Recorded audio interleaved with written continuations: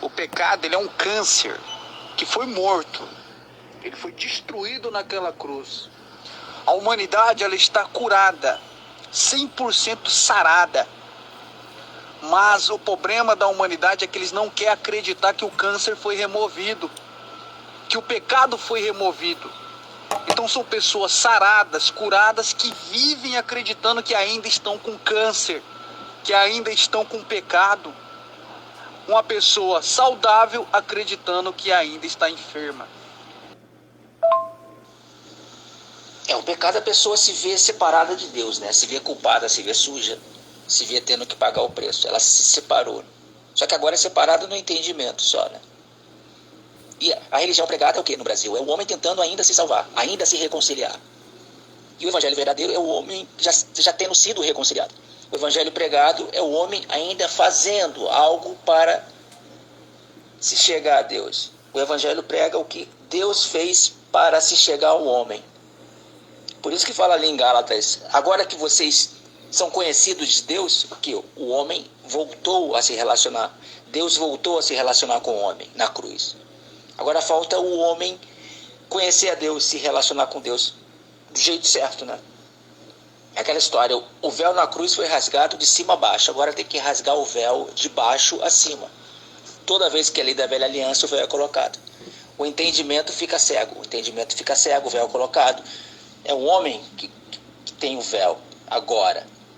E quem tira o véu, esse corpo do pecado, é o evangelho, né? Que lava, é como se você olhasse uma pessoa suja de lama.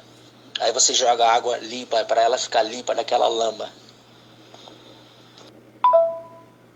Você sabe, Renato, que em Roma, para se castigar um cara que tinha matado alguém, assassinado alguém, colocava o corpo dessa pessoa morta nas costas dele até apodrecer e morria ele junto com a pessoa. O corpo do pecado era isso, o corpo de morte. Está morto, mas ele te mata, entende?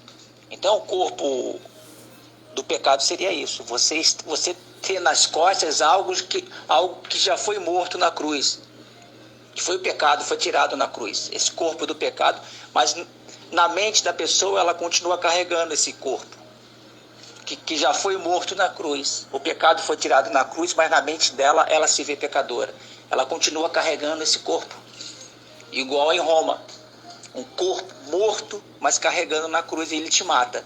Só que ele te mata agora no entendimento, né?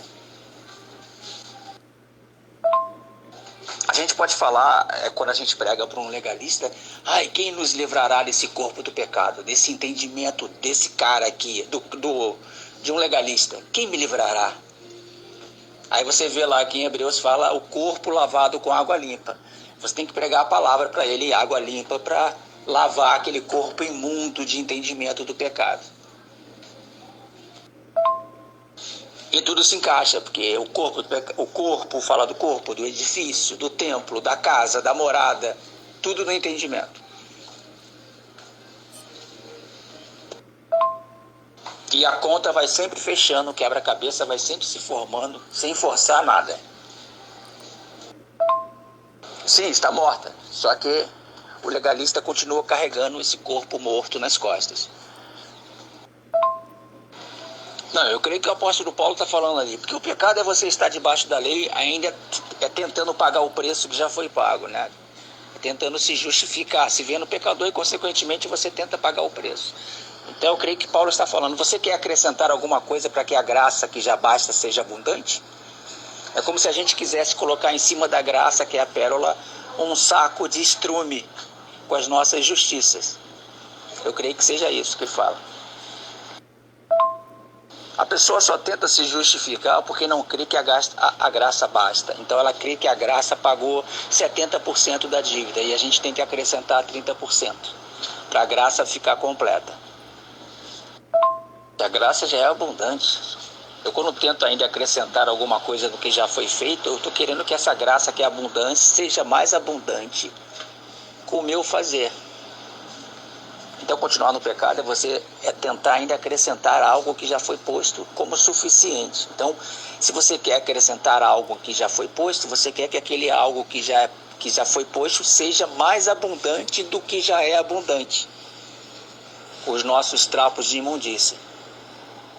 O versículo é a pessoa tentando transgredir a lei para que a graça seja abundante. Não, é o contrário. É a pessoa querendo cumprir a lei para que a graça seja abundante. É o contrário.